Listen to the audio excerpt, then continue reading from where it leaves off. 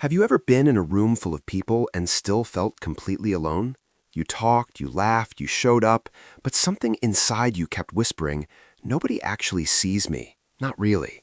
You've tried being more present, more interesting, more open, and still, that feeling stays, like you're standing behind glass, watching everyone connect while you press your hands against the surface and wonder what you're doing wrong.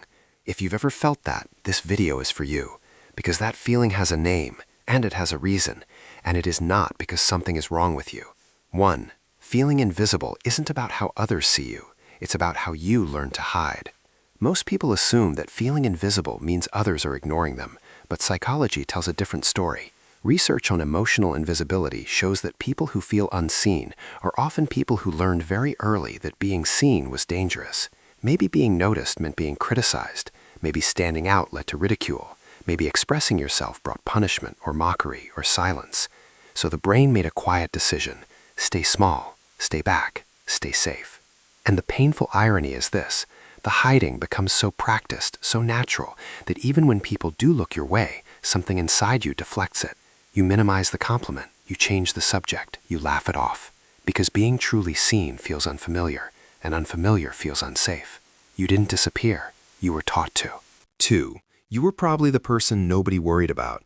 There is a specific kind of invisible that comes from being the one who was always fine. Not the loudest, not the most troubled, not the one who needed attention. You were quiet, you were manageable, you didn't cause problems. And so adults moved on, teachers moved on, friends moved on. Not because you weren't worth seeing, but because you never demanded to be seen. Psychologists call this emotional neglect by default, not active harm, but the slow damage of simply being overlooked. Nobody hurt you dramatically, they just didn't notice you enough. And a child who is not noticed enough begins to believe one thing very deeply: I don't matter enough to be noticed. That belief doesn't leave when childhood ends. It follows you into every room, every relationship, every conversation. It sits beside you at the table and tells you you are background, you are filler, you are not the main character of anyone's story. But here's what that belief never tells you: it was never true, it was just never corrected. 3. You feel invisible because you are incredibly aware, and awareness is exhausting. Here's the part nobody talks about. People who feel invisible are almost never actually invisible. They are often the most observant people in the room. They notice everything: the shift in someone's mood, the unspoken tension, the person standing alone at the edge of a group.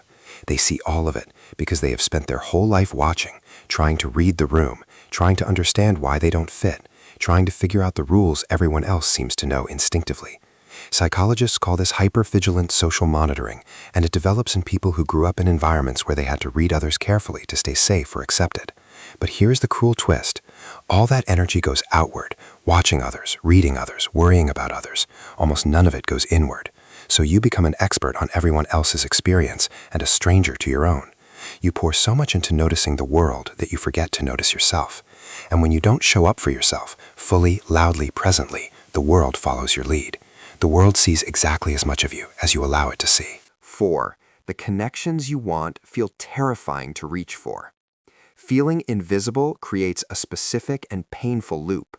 You desperately want to be seen, to be known, to have someone look at you and understand. But the moment real connection approaches, you pull back. You go quiet when you want to speak. You shrink when you want to step forward. You give a surface answer when someone asks how you really are. Not because you don't want connection, but because somewhere deep down, you are waiting for them to leave.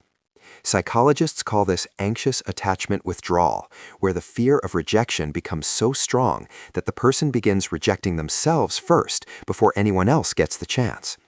If I don't fully show up, it won't fully hurt when they go. So you stay half present, half hidden, always 1 foot out of the room. And then you wonder why nobody seems to really know you. They don't know you because you haven't let them.